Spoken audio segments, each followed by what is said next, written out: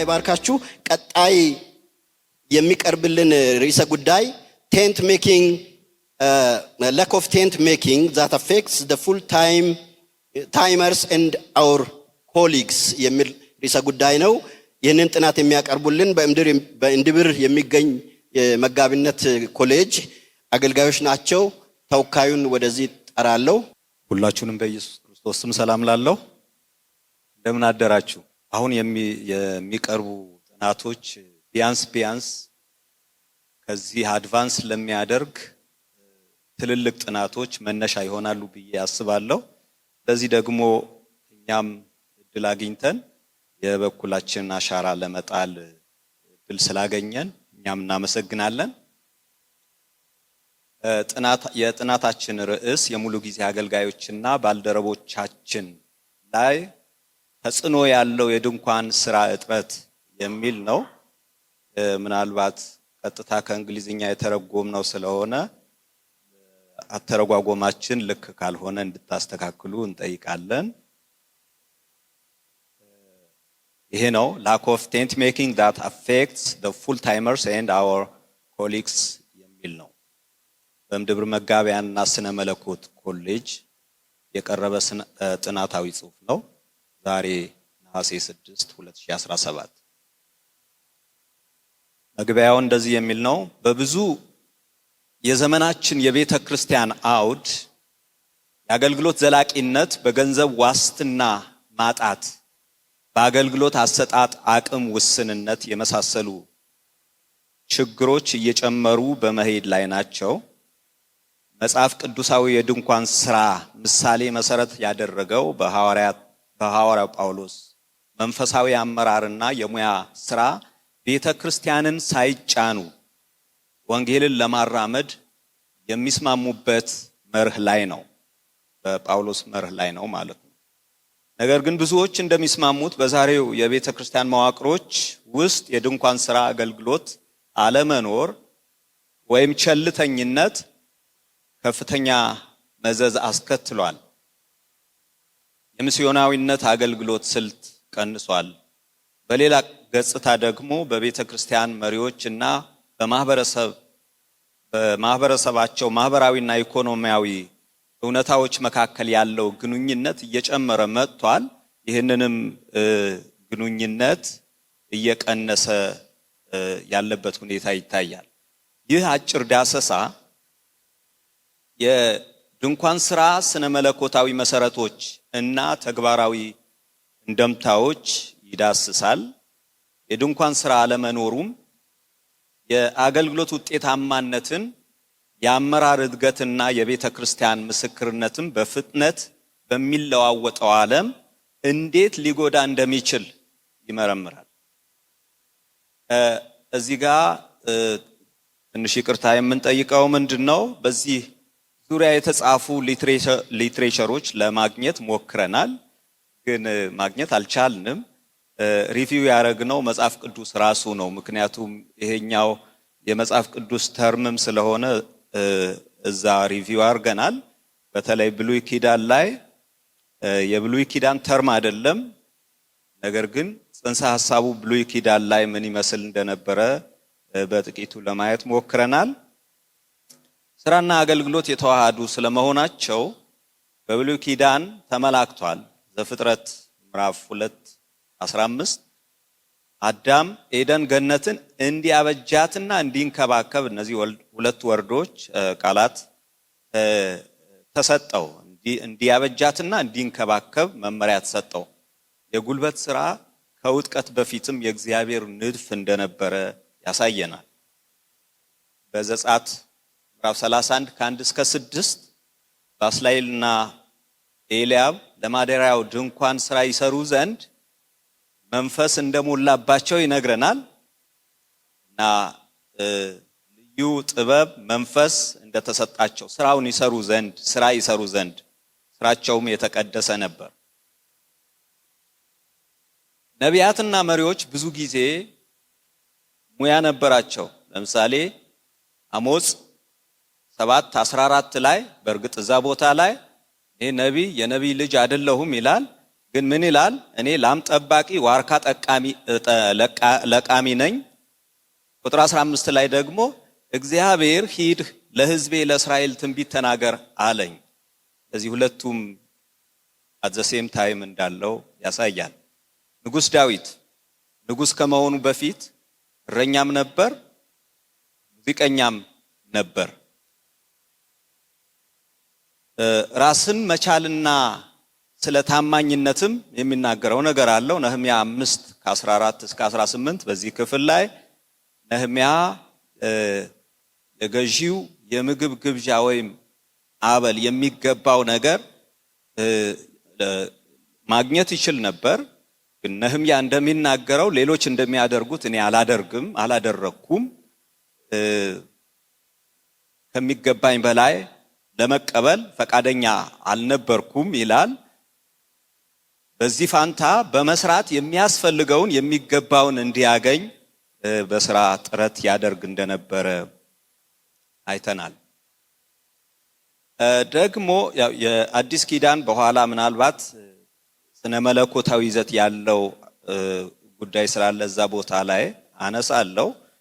በቀድሞ አባቶቻችን ዘመን ቴንት ሜኪንግ አንድ ለወንጌል አገልግሎት ይጠቀሙት የነበረው ዋነኛ ስራ ነበረ። ብዙዎቹ ገበሬም ነጋዴም ነበሩ።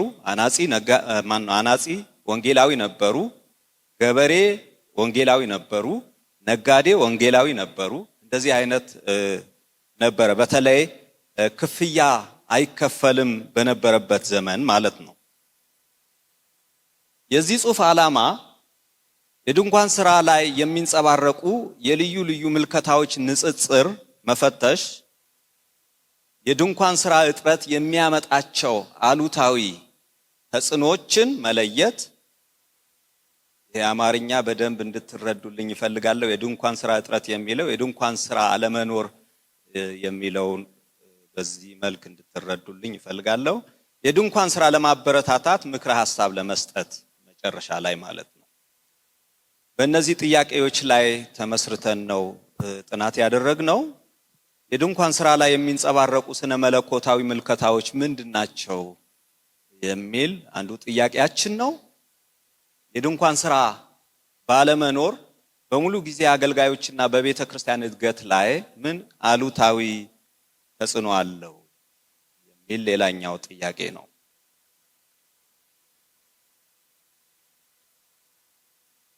የጥናቱ ወሰን የሰባት ቤት ጉራጌ አብያተ ክርስቲያናት ዙሪያ ነው። ጊዜውም አይፈቅድልንም ስለነበረ ከዚህ ማለፍ አንችልም ነበር። ስለዚህ እዛ ሰባት ቤት አብያተ ክርስቲያናት ዙሪያ ላይ ባለው ነው የሰራ ነው። በይዘቱም ደግሞ የድንኳን ስራ የሚያበረታቱም የሚነቅፉ ምልከታዎች ግንዛቤ ለማስፋት ቢዳሰሱም ዋና ትኩረቱ ያደረገው ግን የድንኳን ስራ እጥረት አሉታዊ ተጽዕኖዎች ላይ ነው። ያ ማለት የድንኳን ስራ አሉታዊ ተጽዕኖዎች ወይም የድንኳን ስራ አለመኖር መልካም ገጽታዎች እዚህ ጥናት ውስጥ አልተካተቱም። አመለካከቶችን የተለያዩ አመለካከቶች አሉ። እነሱን መገምገምና መሞገት እዚህ ጽሑፍ ውስጥ አልተካተቱም። ምን ይጠቅማል ይሄ ጥናት? አንደኛ የገንዘብ ጥገኝነት ጉዳት ማሳየት ነው። የገንዘብ ጥገኝነት የሚለው ተርጉም ያለው በኋላ ከዚህ ቀጥሎ አነሳዋለሁ። ብዙ አብያተ ክርስቲያናት በተለይ በኢኮኖሚ ችግር ውስጥ የሚገኙ አካባቢዎች የሙሉ ጊዜ አገልጋዮችን ለመደገፍ ትግል አለባቸው። ሌላው ድንኳን ካልሰሩ መጋቢያን የገንዘብ እጦት ሊያጋጥማቸው ይችላል። ይህም የአገልግሎት ውጤታማነት ይቀንሳል። ስለዚህ የገንዘብ ጥገኛነት ጉዳት ለማሳየት አንዱ ነው። የተልእኮ አፈጻጸም ስልትን ለማጎልበት ድንኳን መስራት አገልጋዮች በሙያዊ ስራዎች ከማህበረሰቡ ጋር እንዲገናኙ ያስችላቸዋል። ይህም የተፈጥሮ የስብከት ወንጌል እድሎችን ይፈጥራል፣ ያሰፋል። የድንኳን ስራ እጥረት መጋቢያን ከሰፊው ማህበረሰብ የሚገናኙበት መድረክ ነው፣ ግን ከዛ ሊነጥላቸው ይችላል። ይህ ግንኙነት እና የአውዳዊ አገልግሎትን ይገድባል። ሶስተኛው ጥቅሙ ዘላቂ የአገልግሎት ስልትን ለማስተዋወቅ የቤተ ክርስቲያን ገቢ በቂ ባልሆነባቸው አካባቢዎች የድንኳን ስራ ለረጅም ጊዜ አገልግሎቱ ምቹ መንገድ ይፈጥራል። ማለት የድንኳን ስራ አገልግሎቱ ለረጅም ጊዜ እንዲቀጥል ለማድረግ ምቹ ሁኔታ ይፈጥራል። በተለይ ገቢ በሌለባቸው አካባቢዎች ማለት ነው። ለስነ መለኮታዊና ተግባራዊ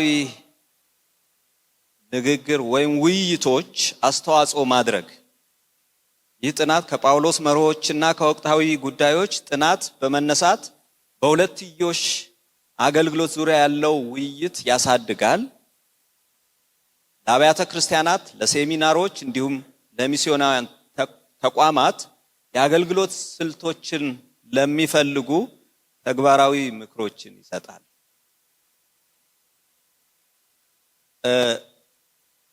ትርጉም ላይ ሁለት ነገሮች መተርጎም አለብኝ ብዬ አስባለሁ። አንደኛው ድንኳን መስራት የሚለው ነው።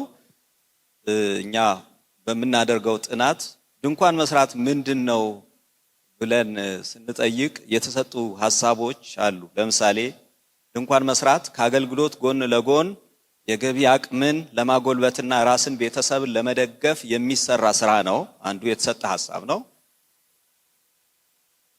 በድፍኑ ከአገልግሎት ጊዜ ውጪ የሚሰራ የትኛውም ስራ ድንኳን መስራት ነው የሚሉ፣ አገልግሎትን ለመደገፍ ሲባል ኢንቴንሽናሊ ታስቦበት የሚሰራ ስራ እሱ ድንኳን ስራ ነው የሚሉም አሉ። መጽሐፍ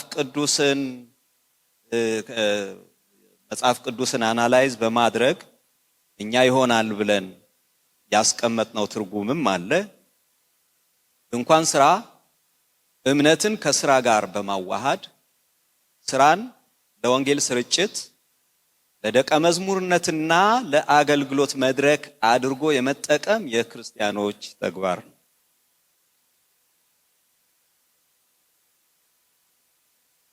ቅድም ያነሳሁት የዚህ የገንዘብ ጥገኝነት በተለያየ ቦታ ስለሚነሳ ምን ማለታችን ነው? ራስንና ቤተሰብን ለመደገፍ ሙሉ በሙሉ ቤተ ክርስቲያንን ወይም ረጂን መጠበቅ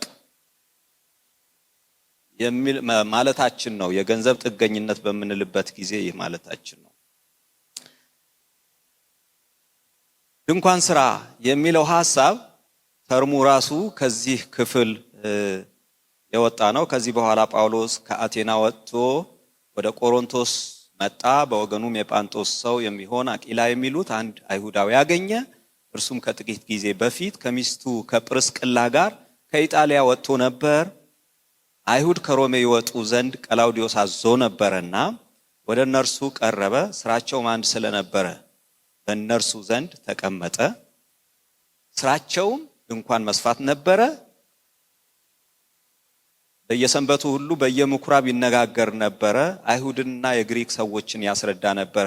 እነዚህ ሁለቱ በተለየ ከለር ያስቀመጥኳቸው አንደኛ ድንኳን እዚህ ቦታ ላይ የተመሰረተ እንደሆነ ማለት ጽንሰ ሐሳቡ እኛ የምንጠቀመው ድንኳን መስፋት ወይም ድንኳን መስራት የምንለው ሐሳብ እዚህ ጋር እንዳለ፣ ሌላው ደግሞ ሁለተኛው ምንድን ነበረ ለምን ነበር ይጠቀመው የነበረው ካልን አንዱ በዚህ ክፍል የሚያሳየን በየምኩራብ ይነጋገር ነበረ፣ ሼር ለማድረግ ይጠቀመው እንደነበረ ለማሳየት ነው። በዚህ ክፍል ላይ ያው ቀጥተኛ ትርጉሙ በቆዳ ወይም በጨርቃ ጨርቅ የተሰራ በኪልቅያ ባሉ አካባቢዎች የተለመደ ንግድ ነው። ወታደሮች ከቦታ ወደ ቦታ ሲንቀሳቀሱ ድንኳን ይጠቀማሉ። ያንን በመስራት የሚከናወን ንግድ ነው። ጳውሎስ በዚህ ንግድ ተሳትፎ ነበር። ሰፊው የክርስቲያናዊ ግንዛቤ አሁን እኛ ባለንበት ዘመን ይህ ከአገልግሎት ውጪ የሆነ ሙያ ለስልታዊ የወንጌል ስርጭትና ኑሮን ለመደገፍ በዘመናዊ ተልኮች ማስተማር፣ ሕክምና፣ ንግድና ግብርና የመሳሰሉ ስራዎች ለወንጌል ተልኮ ዓላማ መጠቀምንና እግረ መንገዱ ኑሮን መደገፍ አውዳዊና ሰፊ ትርጉሙ ሊሆን ይችላል። በዚህ ጉዳይ ላይ ትንሽ ዳሰሳ አድርገናል። ለብዙ ክርስቲያኖች ድንኳን የመስራት ምክንያቶች ምንድናቸው የሚለው ብዙዎቹ ሲናገሩ የተከለከሉ ወይም ዝግ አካባቢዎችን መድረስ ነው። ድንኳን ሰሪ ሚስዮናውያን እንደ ማስተማር ወይም ሕክምና ባሉ ማህበራዊ ፋይዳ ያላቸው ስራዎች በመስራት የተዘጉ አካባቢዎች መግባት ይችላሉ። አንዳንዶች ደግሞ የፋይናንስ ነፃነት ለማግኘት ነው ይላሉ። ጥገኛነትን ይቀንሳል፣ ዘላቂ አገልግሎት እንዲኖር ያስችላል በማለት ድንኳን የመስራትን ሐሳብ ይደግፋሉ። ሌሎች ደግሞ ሁለንተናዊ ምስክርነት ነው፣ አኗኗራቸው እና የሥራ ምግባራቸው የክርስቶስ ምስክር ይሆናል ብሎ በማመን ድንኳን መስራትን ይደግፋሉ። የማህበረሰብ ተጽዕኖ በማየት ምን ማለት ነው? ድንኳን ሰሪዎች ብዙ ጊዜ የሚያገኙትን ገቢ ለሌሎች ለመደገፍና ቤተክርስቲያን በኢኮኖሚ ለመገንባት ይጠቀሙታል። እንደ ምሳሌ በዚህ ሪሰርች ወቅት የተጠቀሰ አንድ ምሳሌ አለ። በነገራችን ላይ እኛ በአካባቢያችን ባደረግነው ዳሰሳ ውስጥ አንዱ ያየነው ነገር ምንድነው? ሁሉም አገልጋዮች ኦልሞስት ሙሉ በሙሉ በሚባል ደረጃ ድንኳን ሰፊ ወይም ድንኳን መስራትን ያበረታታሉ። ደግሞ ድንኳን ሰፊዎች ናቸው። እቺን ወርድ ያው ተውሼ ነው የምጠቀመው ሁሉ ጊዜ እሱን እንድታውቁልኝ። ድንኳን መስፋት፣ ድንኳን መስራት እና አንድ ወንጌላዊ በጣም ምስኪን ከሆነች ቤተክርስቲያን ያቺን ቤተክርስቲያን ያገለግላል። ለራሱ የሚበቃ ደሞዝ አይከፈለውም፣ ግን ደግሞ ይሰራል እና ምንድነው ያደረገው? ብቻው ነው ያለው በዛ ቤተክርስቲያን፣ ብቻው ያገለግላል። ብቻው ሆኖ እንኳ በአግባብ አልተያዘም፣ አይከፈለውም ማለት ነው። ጥሩ ክፍያ አይከፈለውም። ያቺ የምትከፈለው ገንዘብ ለምን እኔ ቤተክርስቲያን ምስኪን ናት፣ ለቤተክርስቲያን ለምን አልሰጥም፣ እኔ ስራ ለምን አልሰራም በማለት ስራ ይሰራል። የወንጌላዊነትን አገልግሎት ይቀጥላል። ደሞዙ አንድ ልጅ ሆሳና እስከ መጨረሻ ድረስ ሆሳና አስተምሮ አስመርቋል። እንደዚህ አይነት ብዙዎች አሉ። ለምን እንደዚህ አርጌ ቤተክርስቲያን አልደግፍም የሚሉ ማለት ነው። በዚህ እይታም የድንኳን ስራ የሚያበረታቱ አሉ። በሌላ ሳይድም ደግሞ ለብዙ ክርስቲያኖች ድንኳን ያለ መስራት ምክንያቶችም ለማየት ሞክረናል እና ግን በሶስት ቃላት ሰመራይዝ ለማድረግ ሞክረናል። አንዱ ስነ መለኮታዊ አቋም ነው። የግል ስነ መለኮታዊ አቋማቸው ብዙዎች ስራ ከጥሪ ጋር አብሮ አይሄድም፣ ለማገልገል እንጂ ለስራ አልተጠራውም የሚል እምነት አላቸው። ስለዚህ በዚህ ምክንያት አይደግፉትም። ሌላው ስንፍና ነው። በድንኳን ስራ አስፈላጊነት ጥያቄ የሌላቸው ነገር ግን ለመስራት መሰጠት ያጡ መሆናቸው ነው ያየነው። ሶስተኛው ፍርሃት ነው። በክርስቲያን ማህበረሰብ መካከል የአገልጋዮች ድንኳን ሰፊነት አስመልክቶ የሚቀርቡ አሉታዊ አስተያየቶችን በመፍራት ትችቶችን በመፍራት ድንኳን መስራት እየፈለጉም የማይሰሩ መኖራቸው አይተናል። ወደ መጽሐፍ ቅዱሳዊ ዓላማ ስንመለስ ሐዋርያት ሥራ ምዕራፍ 18 ላይ ይሄ የድንኳን ስራ የሚለው ሐሳብ ጽንሰ ሐሳብ ካለበት ቦታ ብንነሳ የድንኳን ስራ የዕለት ተዕለት ስራ እንዴት የአገልግሎት መድረክ እንደሚሆን የሚጠቁም ቀጥተኛ ንግድ ነው። በዚህ ክፍል ላይ የአገልግሎት መድረክ እንደሆነ ዕለትም ይነጋገር ነበር በየምኩራቡ ይላል። ስለዚህ አንዱ መድረክ ተደርጎ ይታያል። በሌሎች የአዲስ ኪዳን መጽሐፍት ጳውሎስ ከአገልግሎት ጎን ለጎን የሚሰራው ስራ ስለ ኑሮ በሌሎች ላይ ሸክም እንዳይሆን መንገድ አድርጎ ተጠቅሞታል። ሁለተኛ ተሰሎንቄ ምዕራፍ 3 ቁጥር 8 ቃል በቃል ምንድነው የሚለው? በማንም ላይ እንዳንከብድ የሚል ሐሳብ ይናገራል። ስራ ስነ ምግባር ስለመሆኑ በተግባር ምሳሌነት አስተምሯል። እዛው ክፍል ላይ ሁለተኛ ተሰሎንቄ ይህንን አስመልክቶ ሰፊ ሐሳብ ይሰጣል። እነዚህን ሰመራይዝ በማድረግ የአገልግሎት መድረክ ነው አንዱ ዓላማው። ሌላው ኑሮን ለመደገፍ፣ ሌላው ስራ ራሱ ስነ ምግባር እንደሆነ ያሳየናል። መጽሐፍ ቅዱሳዊ እና ታሪካዊ መሰረቶች አንደኛ ተሰሎንቄ 2:9፣ ሁለተኛ ተሰሎንቄ 3:6 እስከ 12 ብዙ መጽሐፍ ቅዱሳዊ መሰረቶች ማቅረብ ይቻላል። እንደ ምሳሌ ብቻ የጠቀስናቸው ናቸው። በእነዚህ ክፍሎች ጠንክሮ መስራት እና መስዋዕትነት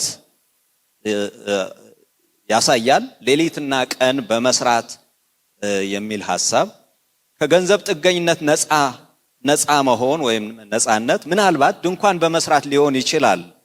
ቀንና ማታ እንሰራ ነበረ ብሎ ሲናገር ምን ይሰሩ ነበረ የሚለው ምናልባት የሐዋርያት ሥራ ምዕራፍ 18 ቁጥር 3 ላይ ይሰራው የነበረው ስራ ሊያመለክት ይችላል። የወንጌል ቀዳሚነትን እናያለን። ድካም ቢኖርም ዋና ትኩረቱ ግን ወንጌል ነው። ስለ ጽኑ አቋም መመስከር፣ የተሰሎንቄ ሰዎች ይህን ምሳሌ እንዲያስተውሉ ተጠርተዋል። የጳውሎስ ሕይወት የመልእክቱ አካል ነበረ። እኛን ልትመስሉ እንዴት እንደሚገባችሁ ታውቃላችሁና ኃላፊነት የሚሰማው ሕይወት እንድንመስል ጥሪ ቀርቧል። ቁጥር 10 ላይ ይህ ሕግ ሰጥተናቸዋል ለመስራት የማይወድ አይብላ የሚል ጳውሎስ አማኞች የመስራት ምሳሌነት እንዲከተሉና ዝም ብለው እንዳይኖሩ በዚህ ክፍል አሳስቧቸዋል። ስራ ፈትነትን ማስወገድ በሚመለከትም ተነስቷል። ስራ ፈተው የሚዞሩ ስርዓት አልበኞች ስራ እየሰሩ እንዲኖሩ እንመክራቸዋለን፣ እናዛቸውማለን ብሎ የስራና የጥሪ ስነ መለኮት ቅድም ከቀረቡ እይታዎች አንዱ ይሄ ነው። ሁለት አይነት እይታዎች አሉ በዚህ ላይ ስራና ጥሪ ያላቸው ግንኙነት ወይም ደግሞ ተቃርኖ የሚንጸባረቁባቸው ሁለት ምልከታዎች አሉ። አንደኛው ለጥሪ ከድንኳን ስራ መለየት የሚል ነው፣ ወይም ሁለቱ የተለያዩ ስለመሆናቸው የሚያሳይ ነው። ስራና ጥሪ የተለያዩ ናቸው። ጌታ ኢየሱስም ሲጠራ ደቀ መዛሙርት ስራቸውን ጥለው እንዲከተሉ አድርጓል እና ሁሉን ትቶ መከተል ነው። ደቀ መዛሙርትም ሁሉን ትተን ተከተልን አሉ እና ሚስቱ ቤቱ ያለውን ነገር ትቶ ይከተለኝ የሚል ጥሪ ነው የሚያደርገው ጌታ ኢየሱስ። ሳክራመንታል ቴዎሎጂ ኦፍ ሚኒስትሪ ክለርጂዎች ምንድነው አገልግሎታቸው ዲፋይል እንዳይደረግ በስራ ምክንያት ከስራ እንዲርቁ ይደረጋል። ካቶሊክ ቤተክርስቲያን ውስጥ ያለው እውነት ይህን የሚያንጸባርቅ ነው። በፍጹም ስራ መስራት የለባቸውም። አእምሯቸው ወደዛ መሄድ የለበትም።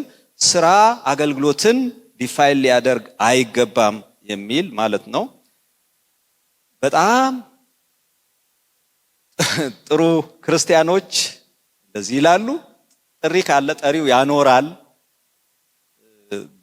የሚሉ ናቸው። እነዚህ ለአገልግሎት የተጠራ ሰው በመከራ ውስጥ ማለፍ አንዱ የአገልግሎት ባህሪ ነው። ኢየሱስን ማየት ይቻላል። ኢየሱስ ምን ነበረው?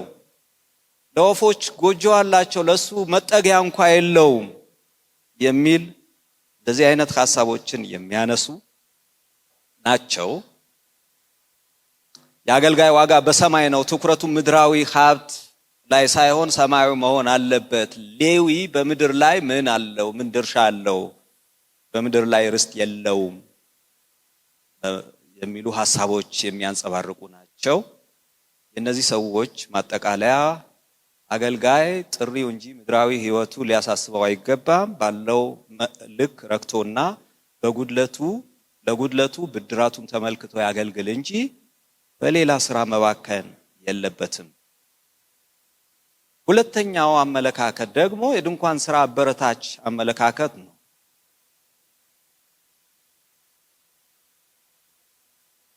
ስራ መስራት የገንዘብ አቅም ማጎልበቻ ብቻ ሳይሆን ክርስቲያናዊ ስነ ምግባር ጭምርም ነው። ጳውሎስ ስለ ስራ በደንብ አድርጎ ያስተምረናል። ስለዚህ ስነ ምግባር ስለሆነ ነው መስራት ያለበት አገልጋይ ኖሮ ማገልገል። የድንኳን ስራ ዓላማው አገልግሎትን መደገፍ እንጂ ሀብትን ማከማቸት አይደለም። የጳውሎስንም ሕይወት ይጠቀሳል በዚህ እይታ ውስጥ።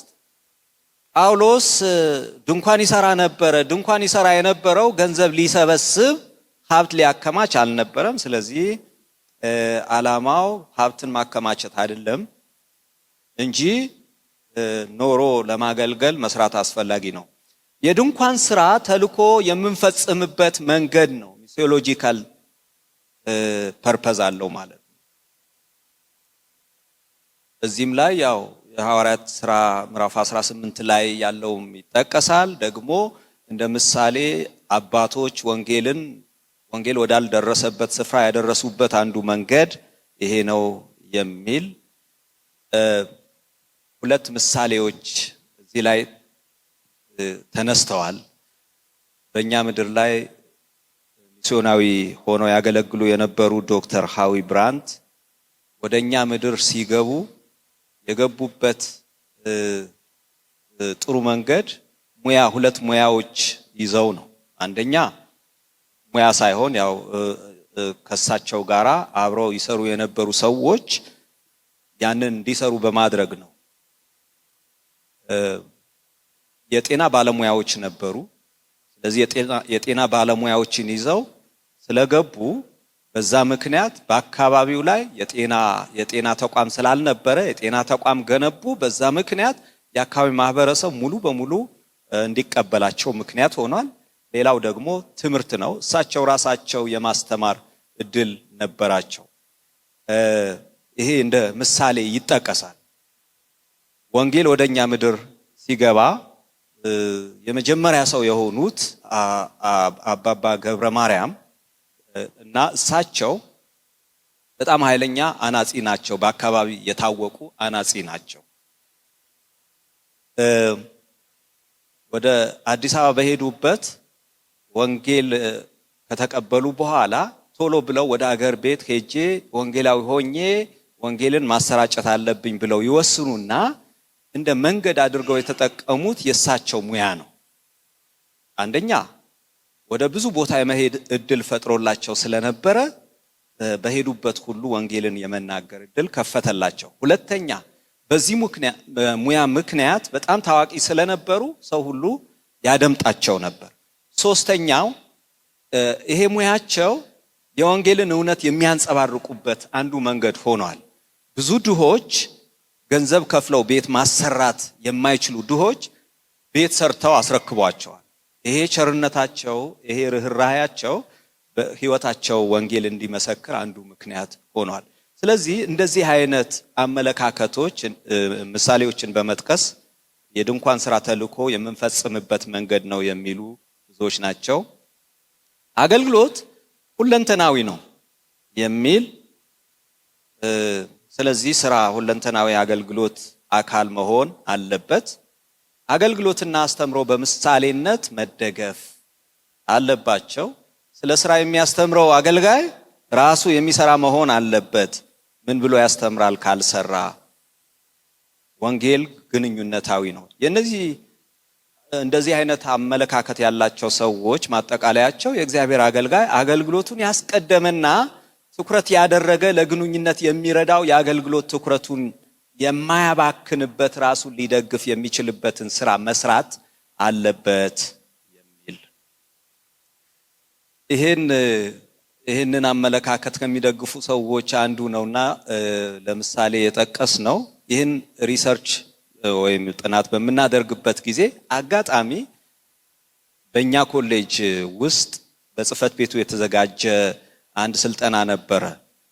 ስለ ስራ ነው፣ ስሩ የሚል ስልጠና ነበረ እየሰጠ የነበረው እና አጋጣሚ ሆኖ መግቢያው አገልጋዮችን እንዲሰሩ የማበረታታት የሱ ምሳሌነትን ጠቅሶ ነበረ እና እኔ አለ እሱ ወደ ውጭ ሀገር የመሄድ እድል በወጣትነት ወደ ውጭ ሀገር የመሄድ እድል አግኝቼ እዛ ሄጄ 2 ማስተርስ ሰርቼ እዛ እየሰራው ጥሩ ህይወት ኖር ነበረ። ነገር ግን ልቤ አያርፍም ነበረ። ሁሉ ጊዜ በልቤ ውስጥ ወደ ሀገር ቤት ገብቼ ወንጌላዊ መሆን እፈልግ ነበረ እና አንድ ቀን ለአባቴ ገንዘብ እልክልሃለሁ፣ ከዚህ በኋላ ምንም አትቸገርም፣ የሚያስፈልግህ ነገር ብቻ ትነግረኛለህ፣ በአመት 2 ጊዜ መጥቼ እጎበኝሃለሁ አልኩት አለ እና አባቴ እንደዚህ ያለኝ አለ፣ አንተ ገንዘብ ልትሰጠኝ ነው እየነገርከኛለሁ፣ እኔ ግን አስተምሬ ለዚህ ደረጃ አብቅቼ ገንዘብ ከምትልክልኝ እኔ በሰራሁት በፊት ለፊት ባለችው እልፍኝ ቁጭ ብለህ አባዬ እንደምን አደርክ እንደምን ዋልክ ብትለኝ እሱ ይበልጥብኛል አለኝ አለ። ይሄ ምክንያት ሆነኝ ወደ ሀገር ቤት እንድመለስ። እንደውም የእግዚአብሔር ፈቃድ ነው፣ አባቴም ይፈልገኛል፣ ደግሞ እግዚአብሔርን በዛ ምድር እንዳገለግል ይፈልገኛል ብዬ መጣሁ። እንደመጣሁ ግን 2 ነገር አየዋለ። ወንጌላውያን በጥሩ ሁኔታ እየኖሩ የሚያገለግሉና በጉስቁልና የሚያገለግሉ አገልጋዮችን አየው።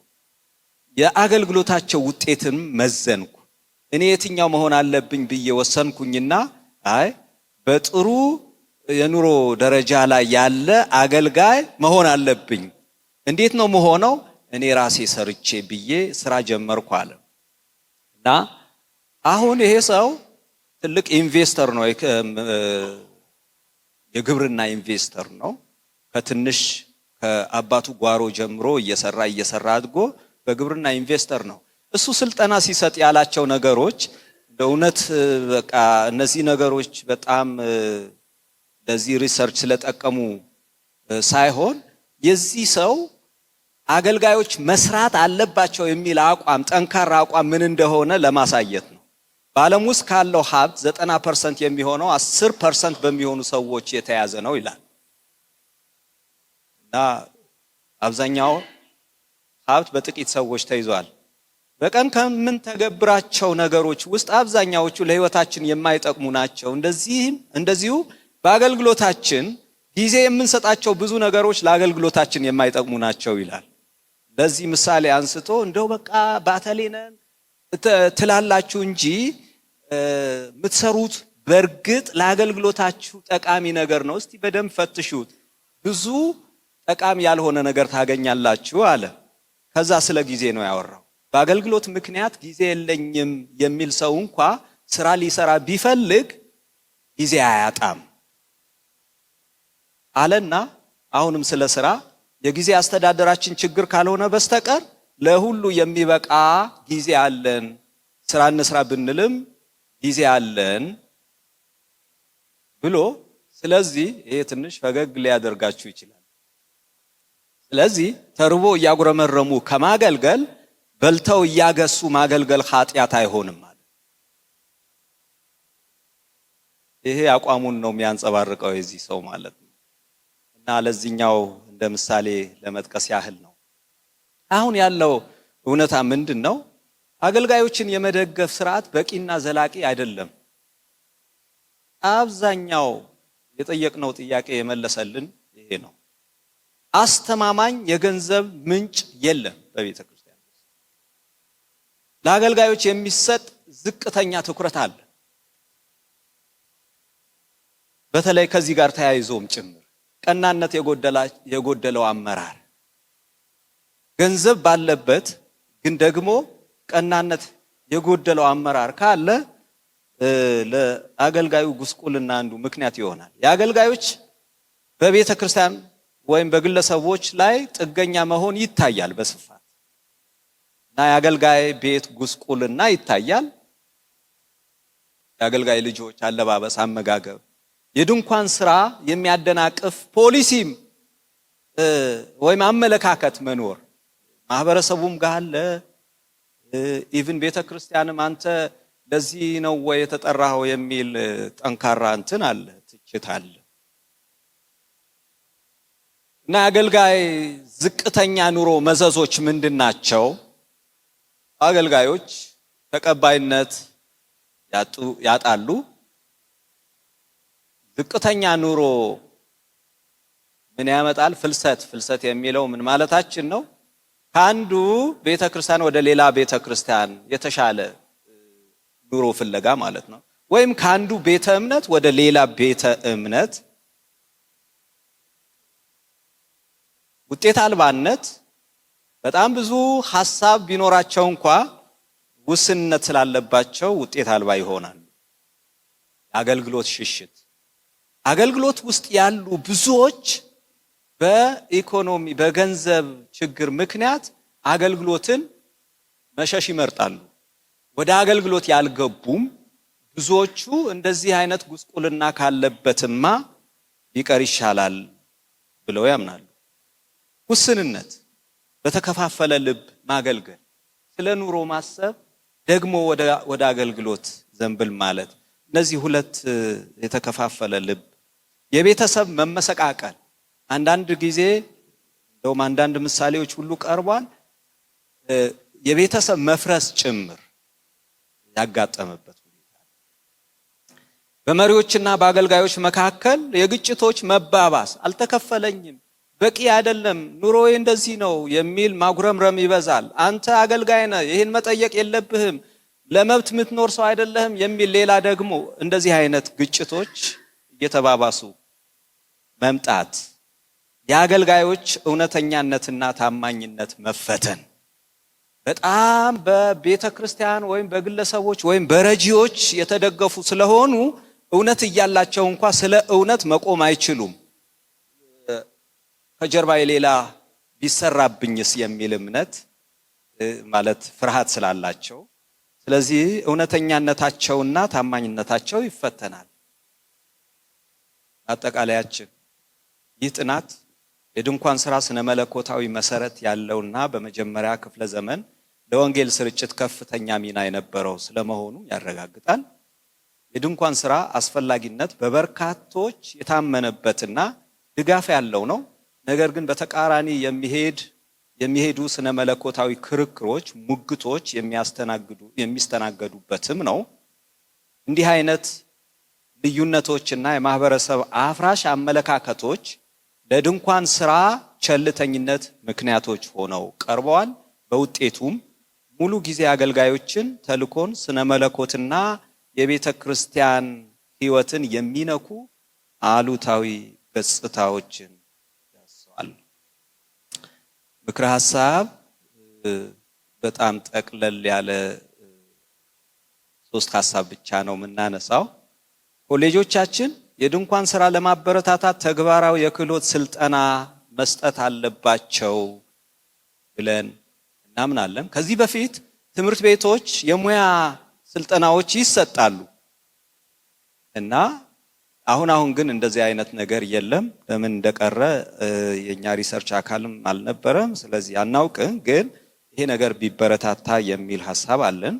ስለ ድንኳን ስራ የክርስቲያን ማህበረሰብ ስነ መለኮታዊ ውዝግቦችን ለማስወገድ የሚያስችል የስነ መለኮት ምሁራንን ያሳተፈ አድማሱ የሰፋ ተጨማሪ ጥናት በማድረግ የስልጠና መርሃ ግብሮችን ማሳለጥ የሚል ሐሳብ ነው። ይሄኛው እንደው በጣም የተሟላ ጥናት ነው ብለን አናምንም፣ ግን ደግሞ የሆነ ነገር እንደጀመርን እናምናለን። ደግሞ ይሄ አድማሱ ያልሰፋ ጠባብ ነው፣ በእኛ አውድ ብቻ ነው ያየነው። ይሄ ነገር ሰፍቶ አገራዊ መልክ ያለው ጥናት ቢሰራና እዛ ላይ የተመሰረተ ስልጠና መርሃ ግብር ማሳለጥ አስፈላጊ ነው ብለን እናምናለን። ጽንፎችን ለማስወገድ መስራት። ጽንፎች ስንል ምን ማለታችን ነው? የተለያዩ ጽንፎች አሉ። ለምሳሌ ጥሪና ስራ የተለያዩ ናቸው። ስለዚህ ምንም ማገናኘት አያስፈልግም የሚል ራሱ የቻለ አንድ ጽንፍ ነው። በሌላ ጽንፍ ደግሞ እኔ ከቤተ ክርስቲያን ዱዲ መቀበል አልፈልግም፣ ራሴን እየደገፍኩ መኖር እፈልጋለሁ፣ ማገልገል እፈልጋለሁ፣ ነፃ ሆኜ ማገልገል እፈልጋለሁ። ይሄም ራሱ የቻለ ጽንፍ ነው። ሁለቱም ጋር ሳይድ ኢፌክቶች አሉ። ይሄ ግንዛቤ መደረግ አለበት። ለምሳሌ እየሰራው ቤተክርስቲያንን እየደገፍኩ አገለግላለሁ የሚል ለቤተ ክርስቲያን ተገዢ ላለመሆን መፈተንም አለ እና እንደዚህ አይነት ጽንፎችን ለማስወገድ መጋቢያን በዚህ ርዕሰ ጉዳይ ዙሪያ የተቀናጀና ቀጣይነት ያለው ትምህርት ማደራጀት እንዳለባቸው እናምናለን። እግዚአብሔር ይባርካችሁ። ጨርሻለሁ። አመሰግናለሁ። ጥናት ያደረጉትን ወገኖች እጅግ አድርገን እናመሰግናለን። ጌታ ይባርካቸው። ከሰዓቱ አንጻር ለማለት የፈለኩት ድንኳን ስፌት አገልግሎት ቴንት ሜኪንግ አገልግሎት አንድ ጥያቄ ለማንሳት የሚፈልገው ሐዋርያ ጳውሎስ አገልግሎት ነው እንግዲህ የተወሰደው እና ሐዋርያ ጳውሎስ ከቤተ ክርስቲያን ደሞዝ አይወስድም። በራሱ ነው ድንኳኑን የሚሰፋው ማለት ነው። አሁን እዚህ ጋር ያለው ደግሞ ሙሉ ጊዜ አገልጋዮች ነው።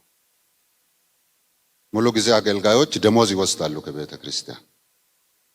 ደሞዝ ከቤተ ክርስቲያን እየወሰዱ ግን ጎን ለጎን ይላል እዚህ የቀረበው ሐሳብ፣ ጎን ለጎን ሌላ ስራ መስራት አለባቸው ነው። ያ እንዴት ይገናኛል? ሁለቱ ጥያቄ ነው እንግዲህ እንዲመልሱልኝ። በሌሎች ከዚህ በፊት የኢትዮጵያ ቃለ ሕይወት ቤተክርስቲያን በተለይ ኤስአይኤም ወንጌል እዚህ በሚጀምርበት ጊዜ የቴንት ሜኪንግ አገልግሎት የጀመሩት እንዴት ነው? በወንጌላውያን ሳይሆን ከሰዎች ከአባላት ውስጥ የሙያ ስልጠና ይሰጣቸዋል። ለምሳሌ አሁን ብዙዎቹ የቅድም ወንድማችን ዳኒ ሲያቀርብ እንዳቀረበው የጤና ሙያ ስልጠና ይሰጣቸዋል። የነርሲንግ ትምህርት 2 ዓመት 3 ዓመት ሄደው ይሰለጥኑና ምን ያደርጋል? በየከተማ ያስቀምጣሉ። ለምሳሌ አሁን እኔ ከመጣሁበት ከአርባ ምንጭ ከተማ የሚያሰለጥን ቴንት ሜከር አለ። አጋሮ ከተማ ላይ አለ፣ ወላይታ ላይ አለ። በተለያዩ ከተሞች እንደዚህ አስቀምጠው ነው ቴንት ሜኪንጉ ከዚህ በፊት የተሰራው እንጂ በወንጌላውያን አይደለም። ቴንት ሜኪንግ በሙሉ ጊዜ አገልጋዮች አይደለም። እንደገና ምናልባት ጥናቱን ለማስፋት ከተፈለገ የቻይና ቤተክርስቲያን የጻፈው ባክ ቱ ጀሩሳሌም የሚለው መጽሐፍ አለ፣ ወደ አማርኛም ተተርጉሟልና እዛ ውስጥ የድንኳን ስፌት አገልግሎት አለ። የቻይና ኮሙኒስት አገር ውስጥ ያለችው ትንሿ የቤት ውስጥ ቤተክርስቲያን ሚስዮናውያንን የምትልከው እንዴት ነው? ትምህርት ቤት ገብተው ዩኒቨርሲቲ ጨርሶ ሙያ ተምረው ወይ ኢንጂነሪንግ ተምረው ወይ ሕክምና ተምረው የተለያየ ስራ ሙያ የተማሩ ሰዎችን ወደ ሚሽን ስኩል አስገብታ እዛ ስልጠና ሰጥታ ትልካለች ወደ ዓለም። ስትልክ ቤተክርስቲያን ገንዘብ አይከፍልም። በሙያቸው ስራ ይሰራሉ፣ ግን ወንጌል ነው የሚሰሩት። ስለዚህ እነዚህ በዓለም ላይ ያሉ ተሞክሮችና ከዚህ በፊት የኢትዮጵያ ቃለ ሕይወት ቤተክርስቲያን ኤስአይኤም ከሞከረው ሙከራ እንደገና የጳውሎስ ድንኳን ስፌት ያለ ደሞዝ የሚሰራውና አሁን የሚቀርበው ነገር እንዴት ሊገናኝ ይችላል? አመሰግናለሁ ስለተሰጠኝ እድል።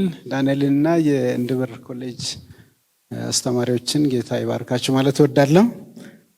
በጣም ኢንትረስቲንግ የሆነ ሀሳብ ነው ይሄ ቴንት ሜኪንግ ወይም ድንኳን የመስራት ስራ የሚባለው። እኔ ግን ከእንትኑ ጋር አንዳንድ ለምሳሌ የሙሉ ጊዜ አገልጋይ ሆኖ ድንኳን የመስራት ስራ እንዴት ነው በደንብ ሊታይ ይገባል ነገሩ። በአንድ በኩል የሙሉ ጊዜ አገልጋዮች ነን። የሙሉ ጊዜ አገልጋዮች ሆነን ድንኳን በመስራት ወይም በመስፋት ራስን ወይም አገልግሎትን ለመደገፍ ውጤታማ መሆን እንዴት ይቻላል የሚለው ነገር በጣም ልብራራ ይገባል። ምክንያቱም አንድ ሰው በስራ ውጤታማ የሚሆነው እንግዲህ ጊዜ ሲሰጥ ነው። በጣም ጊዜ ሰጥቶ መስራት ሲችል ነው። አገልግሎት ራሱን የቻለ ጊዜ የሚፈልግ ነው። ራስን መስጠትን የሚፈልግ ነው። በስራ ውጤታማ መሆን ደግሞ እንደዚሁ የሚፈልግ ነው። ከዚህ ጋር ያያዤ የጊዜ አጠቃቀም አሁን በዚህ ስራ ላይ በጣም ከዚህ ጋር አብሮ መሄድ አለበት ብዬ የማስበው የጊዜ አጠቃቀም። እኔም እንደማስበው ማን ነው ይሄ እንግዲህ የጥሪውን ኃላፊነት ሳይጎዳ በዚህ በድንኳን ስራ ውጤታማ የሚሆነው ማን ነው የሚለውን ጥያቄ ማንሳት አለብን። የጊዜ አጠቃቀም ከዚህ ጋር አብሮ ቢሰራ ይሻላል የሚል ሀሳብ ነው ያለኝ። እንደ ጥያቄ ማነሳው አንድ ነገር ምንድነው ብዙ ክርስቲያኖች ድንኳን ላለመስራታቸው ምክንያት የሚሆኑ ተብሎ 3 ነጥቦች ቀርበዋል። ስነ መለኮታዊ አቋም፣ ስንፍናና ፍርሃት የሚሉ ነጥቦች ቀርበዋል። በእነዚህ ላይ እኔ እንደ አራተኛ ነጥብ አድርጌ የማየው ራሱ ስያሜው ሙሉ ጊዜ የሚለው ስያሜ ራሱ ተጨማሪ ስራ እንዳይሰራ የሚያግድ አይደለም ወይ? ትርጉሙ ምንድነው? የትርጉሙ ይዘት ሙሉ ጊዜ ሲባል ምን ማለት ነው? ስንት ሰዓት ነው የሚሰራ በቀን? የትኛው ሰዓት ነው? የድንኳን ስራ ማለት ደግሞ በጥናቱ እንደቀረበልን ከአገልግሎት ጊዜ ውጪ የሚሰራ ስራ እንደሆነ ተገልጾልናል። የአገልግሎት ጊዜ የቱ ነው? ስያሜው የተሰጠው ሙሉ ጊዜ ነው። ከአገልግሎት ጊዜ ውጪ የሚሰራ ስራ ነው ከተባለ የትኛው ነው የአገልግሎት ጊዜ? የትኛው ነው ከአገልግሎት ውጪ የሆነ ጊዜ? ወደ ታች በምንወርድበት ጊዜ ሙሉ ጊዜ የሰጠ ሰው ማለት በየትኛውም ጊዜ አይደለም ቀን ምሽትም እንኳን ቢሆን ሁል ጊዜ ስታንድ ባይ ሆኖ በተፈለገ ቦታ እነሆኝ ብሎ ራሱን የሚያቀርብ ነው እንጂ ጊዜ የለኝም የሚል አይደለም። ከአገልግሎት ውጪ በራሴ ስራ ላይ ነኝ የሚል አይደለም የሚል አመለካከት ነው በቤተ ክርስቲያን ዘንድ ያለውና ምናልባት እነርሱ እንደነርሱ አካባቢ ያቀረቡት ምሳሌ እጅግ በጣም ደስ የሚል ነው። አንድ አገልጋይ የቤተ ክርስቲያን ሙሉ ጊዜ አገልጋይ ሆኖ በቤተ ክርስቲያን የሚሰፈርለትን ቀለብ ለሌላ አገልግሎት አውሎ ተማሪን መጽሐፍ ቅዱስ ትምህርት ቤት አስተምሮ ዲሳይፕልሺፕ አድርጎ የማውጣት ስራ እስከ መስራት ድረስ የደረሰ ተሞክሮ እጅግ በጣም ደስ የሚያሰኝ ነው። ግን ይሄ በሁሉም ዘንድ እንደዚህ ነው ወይ? ቤተ ክርስቲያን ከላይ እስከ ታች እንዴት ነው የምታውቀው? ሙሉ ጊዜ አገልጋይ ሲባል ምን ያክል ጊዜ የሚሰራ ነው? ለራሱ ስቴንት ሜክ የሚያደርግበት ጊዜ ያለው ነው ወይ? የትኛው ጊዜ ነው ያ የሚለው ነገር ዲፋይን ቢደረግ ይሄ ከመድረክ አካባቢም ቢመለስልን እኔ የሚፈልገው ጥያቄ ነው ብዬ አስባለሁ። አመሰግናለሁ። በጣም አመሰግናለሁ ስለተሰጠኝ እድል። ዳኒን እና ባልደረቦቹን በጣም ለማመስገን ፈልጋለሁ። ትልቅ ስራ ነው ደግሞ ወሳኝም ወቅቱን በጣም የሚያመላክት ትልቅ ጥናት ነው ብዬ አምናለሁ። እኔ ግን እንደ አስተያየትና እንደ ጥያቄ ለነሱ ማቀርበው ሐሳብ አለ።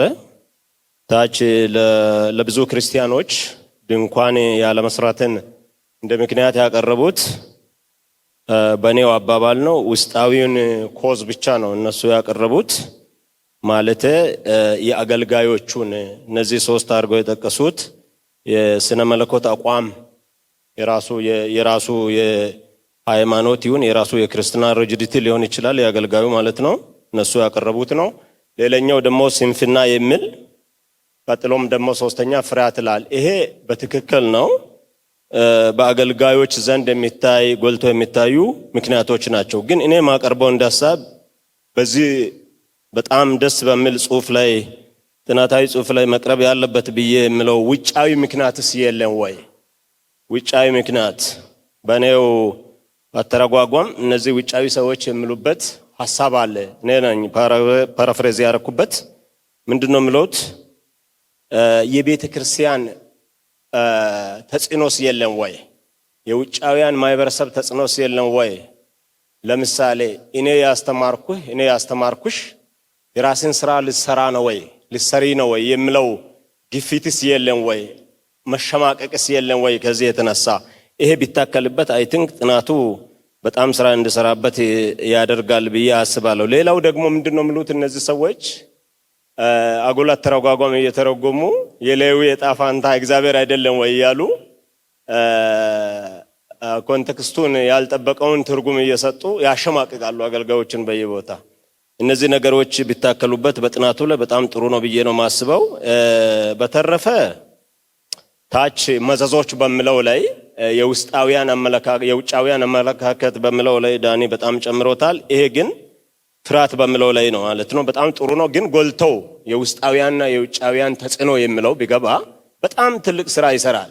አገልጋይ እኮ ወዶ አይደለም፣ ሁሉም ሰነፍ አይደለም።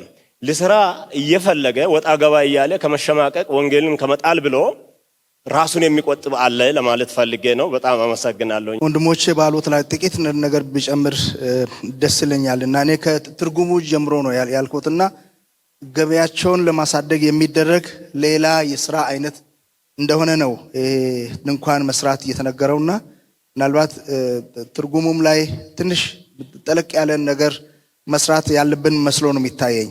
መጽሐፍ ቅዱሳዊ ባክግራውንዱን ስናይ ሊቫይት ፈጽሞ የሌዊ ዘሮች ለቤተ መቅደስ አገልግሎት ብቻ የተጠሩ ሌላ አይነት ስራ የሌላቸው ናቸው። ምናልባት ወደ ኒው ተስታመንት ስንመጣ በ30 ዓመት ታሪክ ውስጥ የተደረጉ ታሪኮች ናቸው። ቤተክርስቲያን ይላል ጃይንት የሆነ ኦርጋናይዜሽን ሰራተኛ የመቅጠር ገቢያቸውን የማሳደግ ደሞዛቸውን የመጨመር የመቀነስ ነገር አይታይም። ምናልባት ጳውሎስም በቤተክርስቲያን መደገፍ እንዳለበት ያምናል።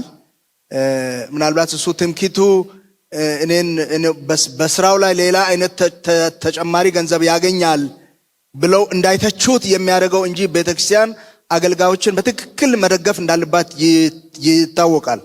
ምናልባት ቃለ ሕይወት ቤተክርስቲያንም የዛሬ 30 ዓመት ወንድም ዮሴፍ አበኬማ አጥቢያ ቤተክርስቲያን ራስን የማስቻል ነገር አስተምሮ በጣም ጥሩ ውጤቶች ታይተው ነበርና ምናልባት ባክግራውንዱ ላይ ይሄም መጠቀስ ነበረበትና ይሄም ለምን ሳይጠቀስ ቀረ? አሁን እኛ አሁን ባለንበት ደረጃ አሁን ነው ሁላችንም ባለንበት ደረጃ ቤተ ክርስቲያናት ለሁለት ተከፍሎ ናቸው ያሉት።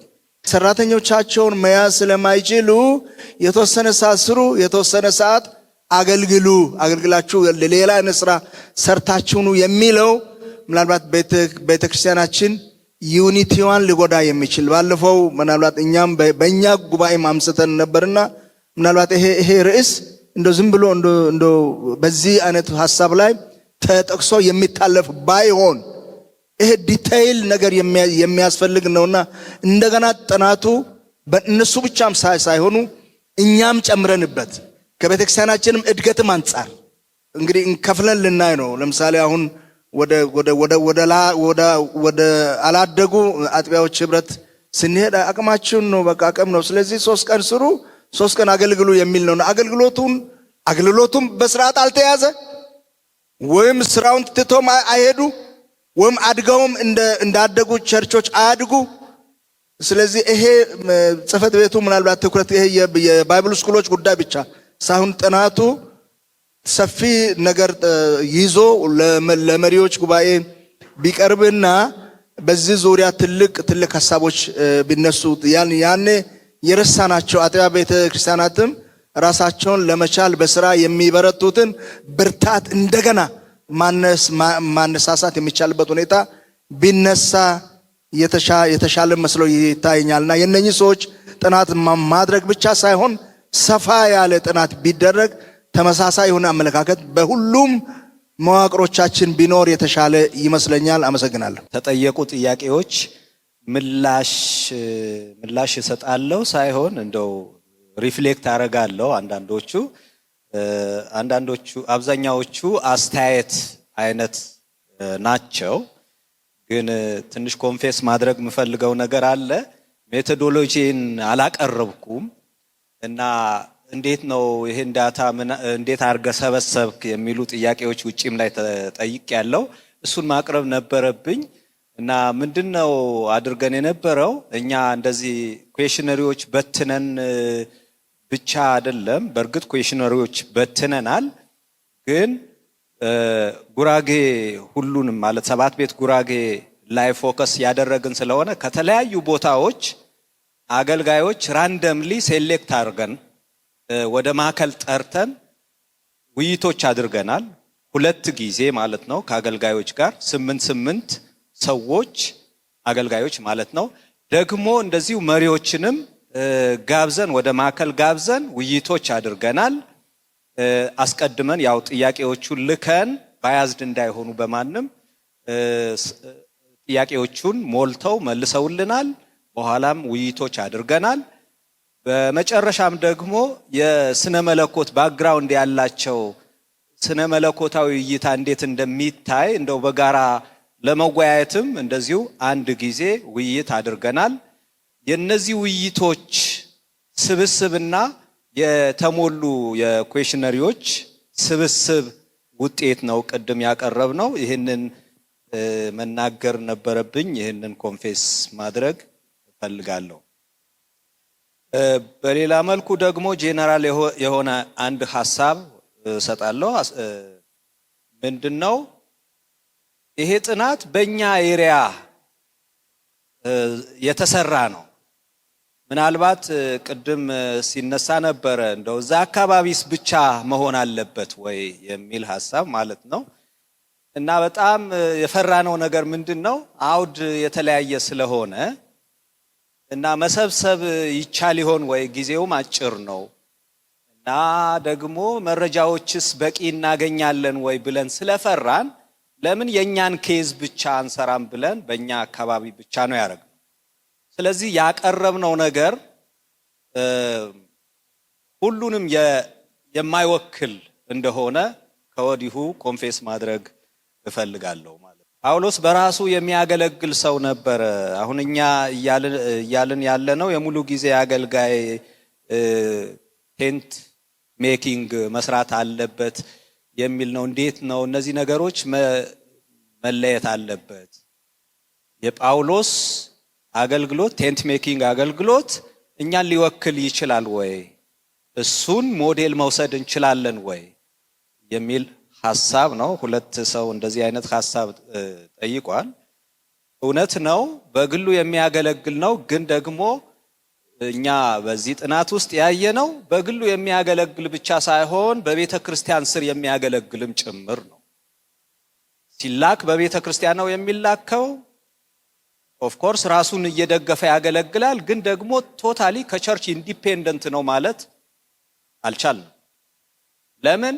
ብዙ ማስረጃዎች አሉ። ለምሳሌ 2 ቆሮንቶስ ምዕራፍ 11 ላይ እየሰራው የጎደለኝ የመቄዶንያ ሰዎች ይሰጡኝ ነበረ፣ ይደግፉኝ ነበረ ይላል። በእርግጥ እዛ ቦታ ላይ ያለ ደሞዝ ስላገለገልኩ ኃጢአት ሰርቼ ይሆንን ምናምን ይላል እና ደሞዝ እየተቀበለ አለመሆኑ ያመለክታል። ግን ደግሞ ከቸርችም ገንዘብ እየተቀበለ እንደሆነ ያመለክታል። የፊልጵስዩስ ቤተክርስቲያን ትደግፈው ነበረ።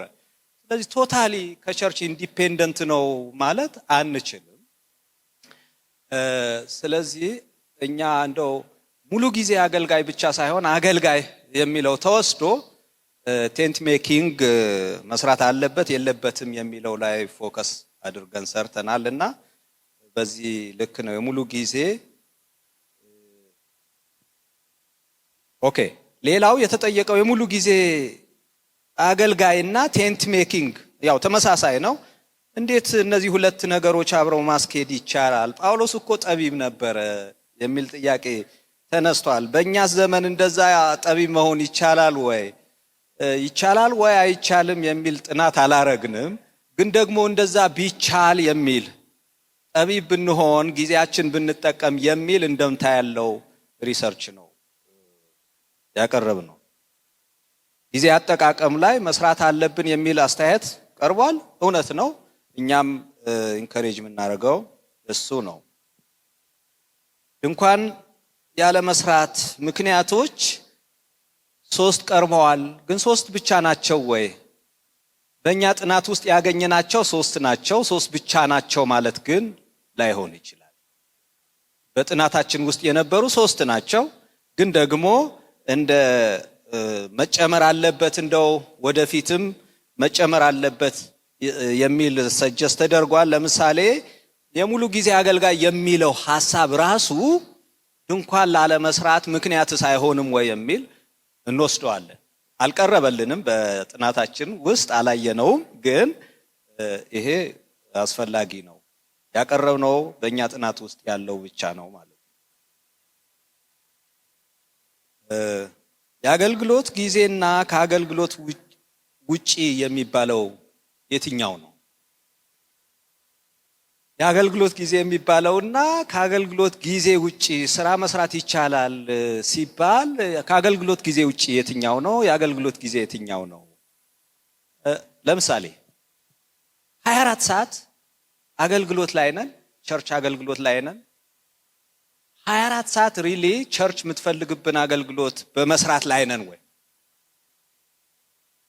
ዝም ብለን ቁጭ ብለን ከሰዎች ጋር ተራወሪ የምናወራበት ጊዜ አይኖርም። ስራ ሰርተን ወይም አገልግለን ተመልሰን አርፈን 30 ደቂቃ 20 ደቂቃ ተርፎ በዚህ ጊዜ ምን ላድርግበት የምንለው ጊዜ አይኖርም። ምናልባት ከምናገለግለው አገልግሎት ጋር ዳይሬክትሊ የተያያዘ ስራ ወደ አይምሯችን የመጣ ስራ ከሌለ እንደዚህ አይነት ጊዜ አይኖርም። ያ ጊዜ ነው እኛ ከአገልግሎት ጊዜ ውጪ አክቲቭሊ ከምናገለግልበት ጊዜ ውጪ የምንለው። ቅድም ብያለው፣ በእኛ ምድር ላይ ሁሉም ቴንት ሜከር ነው ማለት ነው። ከቸርች ደሞዝ አይቀበልም እያልኩ አይደለም ያለው። ከቸርች ደሞዝ ይቀበላል። የሚቀበለው ግን በቂ ስላይደለ በተለያየ መንገድ ራሱን ለመደገፍ ይሰራል። አንዱ ቴንት ሜከር እኔ ነኝ። እንዴት ትሰራለህ ካላችሁኝ አንድ ምሳሌ ልጥቀስ። ቤት አስገንብቻለሁ። ምን ማለት ነው? ቤት ስገነባ በጉልበት የሚሰሩ ብዙ ስራዎች እኔ መስራት የምችለውን ለሌላ ሰው አሳልፌ አልሰጠሁም። ከቢሮ በኋላ ከ11 ሰዓት ተኩል ከወጣው 30 ደቂቃ ካለኝ ያቺ ጊዜ እዚህ ውስጥ ምን መስራት እችላለሁ ብዬ ማሰብ እችላለሁ። የ10 ደቂቃ ስራ ብሰራ ገንዘብ አግኝቻለሁ ብዬ አምናለሁ። ማወጣውን ገንዘብ ስለቆጠብኩ ማለት ነው። በዚህ ምክንያት ቤት መለሰን እችላለሁ፣ ኮርኒስ መስራት እችላለሁ፣ ሰርቻለሁ። ቀለም መቀባት፣ ጂፕሰም መስራት እችላለሁ፣ ሰርቻለሁ። ሙያው የለኝም ከዚህ በፊት፣ በእኔ ቤት ሰርቻለሁ። በዚህ ምክንያት እኔ ራሴና የሆኑ ጥቂት ሰዎች በሰሩት ቤት አሁን እኖራለሁ። ብዙ ገንዘብ አትርፌያለሁ። ያን ገንዘብ ከፍዬ ማሰራት አልችልም ነበር። ስለዚህ ገንዘብ አግኝቻለሁ ብዬ ነው ማምነው። ቴንት ሜኪንግ ሰርቻለሁ ብዬ ነው ማምነው። እና ይሄ ነው ትርጉሙ። ጠለቅ ያለ ነገር መሰራት አለበት የሚለው እንቀበላለን። ቴንት ሜኪንግ የሚባለው ምንድነው? በደንብ ጠለቅ ያለ ስራ መሰራት አለበት። ይሄ እንደወረደ እንቀበለዋለን። ግን አንድ ከተሰጡ አስተያየቶች አንዱ ምን የሚል ነበረ? የሚቀረው ነገር አለ፣ ሰፋ ተደርጎ ይሰራ የሚል ሐሳብ ቀርቧል። እሱ እኛ ገና ከመጀመሪያም ጀምሮ ሪኮመንዴሽናችንም ውስጥ አስቀምጠናል። ሰፋ ያለ ስራ ይሰራ ብለን እኛም አስቀምጠናል። እንደኛ አካባቢ ግን ተሰርቷል፣ ለእናንተ አካባቢ ላይሆን ይችላል ብዬ አስባለሁ። መዘዞች በሚመለከት በውስጥ በውጭ ተብለው ቢለዩ ጥሩ ነው የሚለው እሱንም አስተያየት ዳይሬክትሊ ወስዳለሁ። ቀጣይ ጽሁፉን በምናዘጋጅበት ጊዜ እነዚህ አስተያየቶችን አካተን ጠንካራ ስራ ለማቅረብ እንሞክራለን። ጌታ ይባርካችሁ። አመሰግናለሁ። ቅድም 3 ምክንያቶችን ያቀረባችሁት በኋላ ማን እንደሆነ በዛ በኩል ሲያነሳ ነበርና የቤተክርስቲያን መሪዎች ፈቃደኛ የመሆን ጉዳይ መካተት መቻል አለበት። ምክንያቱም የተቀጠርከው ለማገልገል ስለሆነ ከዛ ውጪ ሌላ ጋር ማየት የለብም የሚሉ አልፎ የሚታዩ ነገሮችም ዳሰሳው በዛን ያንን ቢያካትት ጥሩ ነው ብዬ አስባለሁ። ቴንት ሜኪንግ ሚኒስትሪ ሲነሳ ሚሽነሪ ኦህማና ጋሽ ዋንዳሮ መነሳት አለባቸው ብዬ አስባለሁ። ምክንያቱም እችን እንሰት ለምንድን ነው ያስቀረሃት ብለው ጋሽ ዋንዳሮ ለነገ ለክፉ ቀን ትሆናለች ብለው ሲመልሱ ልብህን ወደ ኋላ ትስባለችና አሁን ንቀላት ብለው ጋሽ ዋንዳሮን ያስነቀሉት ፕላስ ደግሞ ከይቅርታ ጋር አንዳንዶች ሚሶናውያን የኤርሊ ሚሶናውያን አስተዋጽኦም በዚህ ላይ ቢነሳ ጥሩ ነው። ፖዚቲቭም ኔጌቲቭም የሚነሱ ነገሮች ስላሉ ማለት ነው። ሰዎች ለምሳሌ በትምህርታቸው እንዳይቀጥሉ፣ እንዳይማሩ፣ እንዳይሄዱ አገልጋዮች ደግሞ ኦልዌይስ ከዛ ውጪ የሆነ ነገር እንዳይነኩ አይነት ነገሮች ከሁሉም ሳይሆን አልፎ አልፎ ከቀደምት ሚሶናውያን ነገር እዚህ ጋር ቢቀመጥ በጣም ጥሩ ይመስለኛል። እንደ ሶርስ አተናል ለምለው እውነት ሁለንተናዊ አገልጋይነት በሚል በአማርኛ ዲፕሎማ ሌቨል በጣም ቆንጆ ስራ እንደተሰራ አውቃለሁኝ። አብሬ የሰራውበት ስለሆነ ማለት ነው። ያንን መጽሐፍ ሪፌር ማድረጉ ለዚህ ስራ በጣም የሚጠቅም ይመስለኛል። ሌላው የኤርሊ ምንድናቸው እነዚህ ካህናት እኮ 42 ከተሞች ከብት አርቢዎች ነበሩ። ካህናት እኮ ምንም የሚያደርጉ አልነበሩም። 42 ከተሞች ተለይቷቸው ከብቶቻቸውን በዛ የሚያረቡ ሙሉ ጊዜ የሚለውን ሊታውና ይሄ ነገር መካተት መቻል ያለበት ይመስለኛል። አሁን ሁለተኛውን በአዲስ ኪዳን ያለውን ደግሞ ዳኒ መልሶልኛልና ጳውሎስ እኮ ቋሚ ተከፋይ ባይሆንም እገዛ የሚደረግለት ሰው ነበረ፣ ያገኝ ነበረ ከተለያዩ ቸርቾች። እንደውም እንደምናውቀው ሁለተኛ ቆሮንቶስ ሙሉ በሙሉ የተጻፈው ገንዘብ እየበዘበዘ ነው ለምለው ምላሽ በመስጠት ላይ ያተኮረ እንደሆነ ያው የመጽሐፍ ቅዱስ ሰዎች ስለሆነ እናውቃለንና ምንም አያገኝም የሚለው ነገር ራሱ እንደገና መታየት ያለበት እንዲሆን ቢሆን ጥሩ ነው ብዬ አስባለሁ። ሌላው ለመስራት አቅም ወም ጊዜ የሚለው ዙሪያ ላይ እቤት እኮ ሚስት ተቀምጣለች፣ እቤት እኮ ስራ ያጠ ልጅ ተቀምጧል። አንተ እኮ አገልግሎትን ተውና ወደ ስራ ግባ አይደለም ዋናው ትልቁ ትኩረት ነገር መፍጠር መቻል አለብህ። ለሚስት ስራ መፍጠር መቻል አለብህ። ለልጆች ስራ መፍጠር መቻል አለብህ። ስራ አጥ የሆነውን በቤት ይዘህ ቁጭ ብለህ አንተ በወር ጠብ በምትደረገው ይኖራሉ የምትል ከሆነ ወይ አትኖርም ወይ አትሞትም። የታወቀ ነገር ነው። መሀል ላይ ነው ዝም ብለን የምንኖረው ማለት ነው። ስለዚህ ክሬቲቭ የሆነ አእምሮ ፈጥረን በተቻለን መጠን ይሄ ጊዜ የለንም ማገልገል አንችልም ከማለት ያለፈ ነገር መስራት። አሁን እዚህ ውስጥ በጣም ጎበዝ ሰዎች እንዳላችሁ አውቃለሁ፣ ፐርሰናሊ ስለማውቃችሁ ማለት ነው። ስለዚህ ሌላ አይነት ዘዴ ማፍጠር መቻል አለብን። እዚህ ውስጥ መሪዎች አላችሁ። መሪዎች አገልጋዮችን ከብቃታቸውና ከፍሬያማነታቸው አንፃር ለኳቸው እንጂ ከጠዋቱ 1 ሰዓት እስከ 12 ሰዓት በዛ ካልተሰማራ የሚለውም እኔ እንጃ። እንግዲህ ምናልባት እስከ 11 ሰዓት ሰርቶ ቀጥሎ ሱቅ ላይ ቢቆም ኃጢአቱ ምን እንደሆነ አይገባኝምና እሱም ላይ በደንብ ቢሰረበት ይሄ አነጋጋሪ ጉዳይ እንደሚሆን ተስፋ አደርጋለሁና ፔፐሩ ነው ከአንድ ወር በኋላ ወደኛ እንዲቀርብልን ሌሎች ስታፍ ሜምበሮችም ተባብራችሁ የተሻለ ነገር ተሰርቶ ለብቃት እንዲሆን ይደረግ። ይሄን ነው ጨርሻለሁ።